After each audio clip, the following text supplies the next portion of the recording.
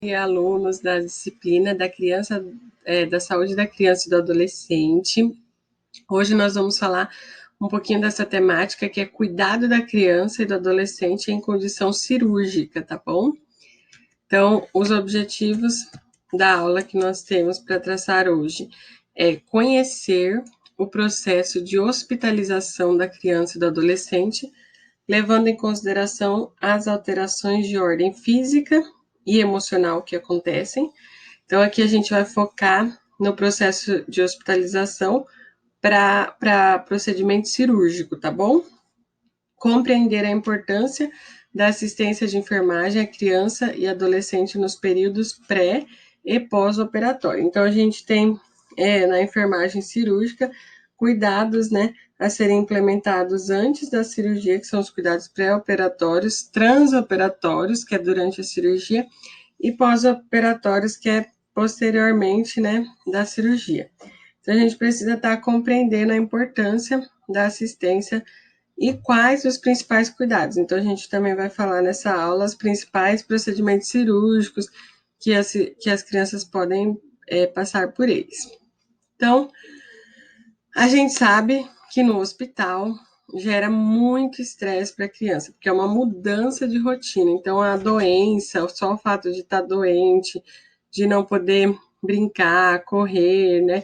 Fazer coisas que normalmente a criança fazia, o fato de sair da rotina do ambiente domiciliar e ir para o hospital, ficar no hospital, isso vai gerar um estresse, né, que a gente chama de evento estressor para essa criança. E isso vai interferir no desenvolvimento dessa criança de acordo com a fase de desenvolvimento que ela se encontra. Também nós temos, além desses fatores estressantes, que são as alterações emocionais, sociais, a gente também vai depender de como a criança vai reagir diante desse estresse, a idade dela, a experiência prévia com a doença. Então, se é uma criança que nunca teve doente, nunca passou por um processo de internação, procedimento cirúrgico, então ela vai encarar aquilo de uma forma diferente do que aquela criança que tem uma doença crônica, né? E já passou por várias experiências de internação e hospitalização.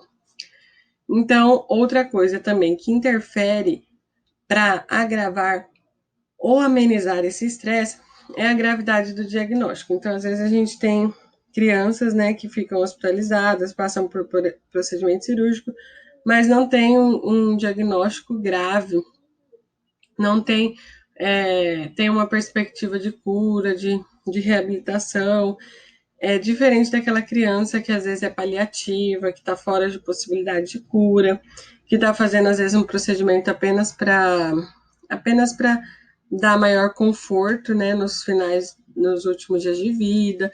Então, tudo isso tem que ser levado em consideração com relação a esses fatores de estresse, tá bom?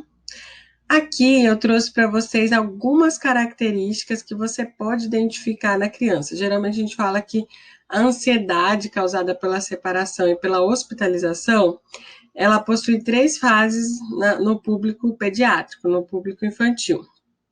Tem primeiro a fase de protesto, depois a fase de desespero e por último, né, a fase de desligamento ou negação. Então, nessa fase de protesto, a criança geralmente ela vai o quê?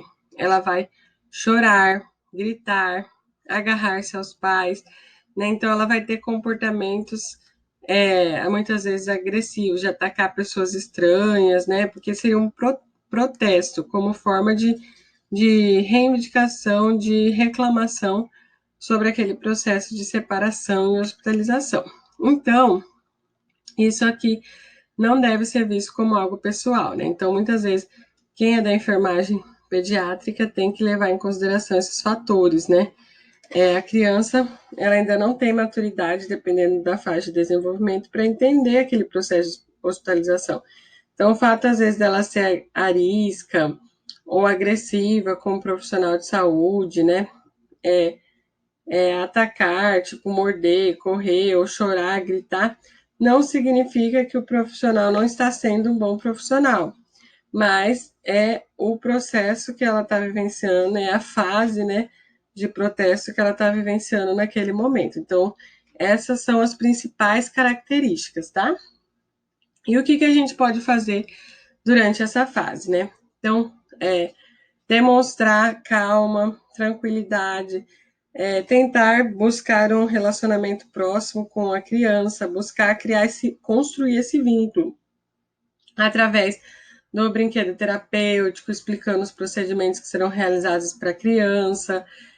Também pode se implementar nessa fase aqui algumas atividades lúdicas, né? Hoje em dia já tem grupos que fazem visita no hospital de palhaço para deixar o ambiente mais lúdico. A brinquedoteca, que é uma necessidade, né, na internação pediátrica, é importante também que tenha essa, essa, essa interação na brinquedoteca, porque lá a criança vai ter contato, né?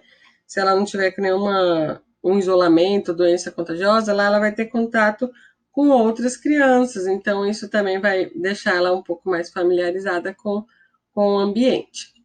Depois vem a fase do desespero, onde a gente pode observar que tipo de comportamento nas crianças.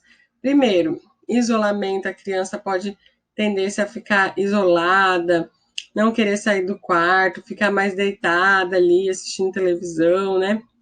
Então a gente pode observar também um comportamento um pouco mais deprimido, né? Então a criança já entendeu que está passando por esse processo de doença, que não está bem. Muitas vezes, dependendo da doença, né, a fase de adoecimento, tem sintomas que são incômodos, como, por exemplo, dor, enjoo, procedimentos invasivos. Então, tudo isso vai gerar uma certa depressão nessa criança. E também pode a gente observar um certo desinteresse pelo ambiente. Então, às vezes, a gente oferece para a criança, vamos na brinquedoteca, né, fazer tal atividade, a criança não quer, não se interessa. Tudo que a gente oferece quer assistir uma televisão, ver um filme, então ela tem um pouco desse desinteresse.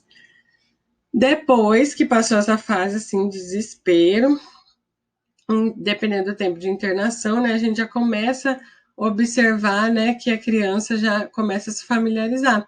Muitas crianças ficam internadas meses, né? Quando é para procedimento cirúrgico, geralmente é até rápido esse processo de internação. Mas às vezes ainda não foi liberado, ou a gente está esperando uma condição de estabilização dessa criança para fazer a cirurgia. Então, às vezes, a criança vai ficar meses internada. E diante dessa situação, ela vai se familiarizando com o ambiente. Então, ela já começa a ter mais interesse, já conhece quem é a equipe que está cuidando dela, já não é mais pessoas estranhas, né? Muitos já se tornaram até amigos, então tem criança que se apega, né? À equipe, ao técnico, ao enfermeiro, ao médico. Também começa a interagir mais com os estranhos, porque como há uma rotatividade ali, né, de pacientes que internam, recebem alta, internam novas pessoas, recebem alta. Então, essa rotatividade, essa interação faz com que a criança fique um pouco mais desinibida, né, e comece a interagir mais com estranhos. E a gente pode observar que a criança, ela pode parecer o quê? Feliz, né? Porque ela já se habituou com aquela situação. Essa fase é muito comum a gente observar em crianças com doenças crônicas, que têm internações recorrentes, principalmente no mesmo serviço. Então, isso já acaba, né, familiarizando a criança com aquela situação. Outra situação que a gente observa é que a criança, além do estresse e da ansiedade gerada pela separação, a gente vê que a criança tem uma perda de controle. Isso acaba causando também um certo incômodo e desconforto. E o que é esse controle? É o controle sobre o seu corpo, sobre a situação que ela está vivenciando. Então, essa criança, ela tem muitas vezes que ficar restrita fisicamente no leito. Ela muitas vezes não está acostumada, adaptada com a tal da rotina, né? Em casa, muitas vezes a criança não tem horário para comer, ou tem um horário diferente para se alimentar, acorda um pouquinho mais tarde. Então, tem toda uma rotina doméstica, né? que é peculiar a cada indivíduo. Mas no hospital, ela vai ter que se adaptar à rotina hospitalar. Então, no hospital, muitas vezes a gente tem que acordar as crianças cedo, né? Porque a equipe de enfermagem precisa dar banho, precisa fazer curativo, precisa administrar medicamentos.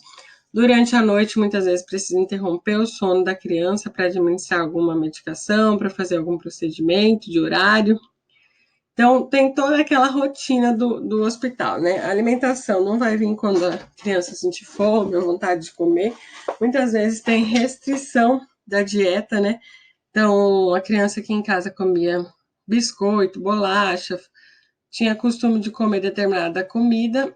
Lá no hospital, ela vai comer a comida que é uma comida nutricional preparada pela equipe de acordo com a necessidade nutricional daquela criança. E muitas vezes, por mais que quando a gente fala em pediatria, a gente tenta, né, adaptar, a nutrição é bem receptiva com relação a isso, tenta adaptar aos alimentos que a criança gosta ou tem preferência, ou tem já um costume, né, um hábito de comer para que a criança não prejudique isso na sua convalescência. Mas tem a rotina do hospital e a alimentação que vai vir é uma rotina diferente, alterada. Outra coisa também é que muitas vezes a criança, por conta da patologia, ela se torna o quê? Totalmente dependente, né, das outras pessoas, dependente ali para poder tomar banho, para fazer um curativo, né? Então a hospitalização, ela diminui o controle que a criança sente. Isso aumenta a sensação de ameaça e também afeta a capacidade de enfrentamento dessa criança. Sendo assim, a experiência hospitalar, com toda essa mudança física, de rotina e tudo mais, ela pode lentificar o processo de desenvolvimento. Então, pode ocorrer um atraso aí, uma lentificação. Então, a criança que estava desenvolvendo, né, normal, bem, ou como esperado, por conta dessa falta de interação com outras crianças, né, perda de rotina, não frequenta mais a escola. Então, isso pode causar. Aqui também a gente vai ver outra coisa que causa incômodo é a dor. E como que a gente pode observar isso, né? Nos lactentes, eles têm uma incapacidade de se comunicar de forma verbal e expressar o conceito de doença. Os profissionais, então, conseguem avaliar a dor como?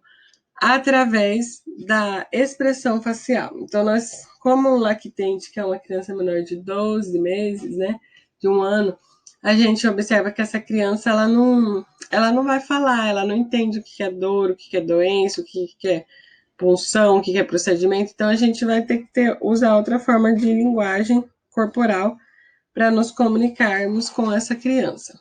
Então, a gente observa que se ela tiver dor, qual que é a expressão da sobrancelha? Geralmente é abaixada, aproximada, enrugada aqui na fronte, né, que fica abaulada entre as sobrancelhas. Os olhos, eles ficam firmemente fechados, fecham os olhos fortemente, que é diferente daquele outro choro, que é um choro mais passivo, onde os olhos não ficam cerrados nem fechados. A bochecha, ela pode ficar elevada, o nariz alargado, abaulado, avermelhado, com secreção, né? E a boca aberta, né, um tanto quadrada. Essa é uma expressão facial que indica dor nos lactentes. Então, a gente pode estar observando essa expressão. Nos infantes, que são as crianças, né, menores de 4 a 5 anos, que são as crianças que também começam a se comunicar, mas ainda não tem a compreensão, não consegue ainda ter compreensão do todo. Então, a imagem corporal, né, é mal desenvolvido e os exames invasivos causam o quê? Ansiedade. Essa criança, muitas vezes, que é o infante, como ela está naquela fase de aprender o que é certo e o que é errado, não pode. Se fizer isso, vai acontecer tal coisa, né? Então, ela muitas vezes pode associar a doença ao fato dela estar ali no hospital com punição, com mau comportamento, principalmente quando isso é estimulado pelos seus responsáveis, tutores. A gente vê muitas vezes um pai, uma mãe, um tutor ali fazendo ameaças para a criança relacionando à saúde. Isso é muito prejudicial, porque depois a criança precisa de um procedimento de saúde, um procedimento com uma internação, e essa criança vai ficar com medo, ela vai associar aquilo ao mau comportamento, porque o pai ficou assim: ah, se você não fizer tal coisa, eu vou levar você para tomar uma injeção. Olha, se você não me obedecer, eu vou levar você no médico, o médico vai deixar você internado, né? Você vai ficar doente. Então, às vezes, a gente fica fazendo esse tipo de ameaça. A gente tem que tomar muito cuidado, né? Orientar os responsáveis a não ter esse tipo de comportamento, porque depois a criança pode relacionar o fato dela ficar doente com o fato dela ter tido um mau comportamento, sendo que, na verdade, às vezes, isso não ocorreu. Então, a reação de dor é bem semelhante ainda aos lactentes. Então, a gente olha aqui a expressão facial da criança. A reação de dor ainda vai estar bem relacionada com a expressão facial. A criança pode ter prejudicado sua memória por conta que ela vai ter contenção física, separação dos pais, falta de preparação, né? Isso também vai estar intensificando a resposta comportamental dessa criança. Inclusive, a gente vê que tem até livros pedagógicos que preparam a criança para algum procedimento de internação. É bem legal, porque conta a historinha, às vezes, de uma criança, de um bichinho que ficou dodói, que ficou doentinho, que precisou internar, fazer uma cirurgia e tal, tal, tal. Então, isso a gente pode estar contando essas historinhas para a criança, mesmo para a criança sadia, saudável, que não precisa disso, para que se um dia ela precisar, ela esteja familiarizada com essa situação. Os pré-escolares, né, que também vai até os 6 anos, são crianças que têm uma maior preocupação com a mutilação do seu corpo, porque tem medo de perder qualquer parte do corpo, isso é ameaçador, e eles também possuem uma capacidade limitada de compreensão do funcionamento do corpo. Então, procedimentos cirúrgicos como a circuncisão, reparação de hipospadias ou epispadias devem ser bem explicadas claramente às crianças deste grupo etário, e as reações à dor são demonstradas através de choro forte, agressões físicas e verbais e também fuga. Bom, os escolares, eles já, que a partir dos 6 anos, que já está sendo alfabetizado, 6, 7 anos, ele já entende o significado de diferentes doenças, do quanto são indispensáveis certas partes do corpo, dos perigos potenciais de certos tratamentos, das consequências das lesões e do significado de morte. Então, eles possuem interesse em saber da sua saúde ou doença, procuram saber se, além de causar dor, qual a finalidade do procedimento, temem o que possa acontecer quando estiverem dormindo no centro cirúrgico. Será que eu vou acordar? Será que eu vou morrer? O que essa anestesia vai fazer comigo? Então, aqui, como a gente observa nos escolares, que é a criança que já está na escola, alfabetizada e tudo mais, que ela passa a ter interesse pela situação dela, a gente precisa sanar as dúvidas. É lógico que a gente vai explicar o procedimento cirúrgico que vai ser feito, a doença, né, de acordo com a linguagem da criança, de acordo com o seu nível de compreensão. Então, a gente tem que adaptar essas explicações. Mas a gente precisa dar essas informações para a criança. Por quê? Porque ela tem essa necessidade de ser informada. Então, aqui a gente tem que passar a direcionar as orientações, não só para os pais. Muitas vezes, quando a gente está cuidando de criança, né, a gente chega para o pai, para a mãe, para o responsável que está lá e fala tudo para o responsável. Ó, vai ser feito isso, vai ser feito aquilo, vai ser assim, vai ser assado. Né? Isso é muito importante, que a gente deve sim comunicar aos pais, mas a gente deve envolver a criança nessa conversa, nessa comunicação, né? Então, adequar a linguagem da criança para que ela também possa perguntar, tirar dúvidas, e à medida que ela vai entendendo o que está acontecendo, ela vai ser muito mais cooperativa com todos os procedimentos e vai ser muito menos traumático esse processo de hospitalização. Bom, agora no próximo vídeo a gente vai continuar falando sobre as expressões de dor e as reações, mas agora nos adolescentes, tá? E vamos acabar falando um pouquinho da escala. Fica para o próximo vídeo.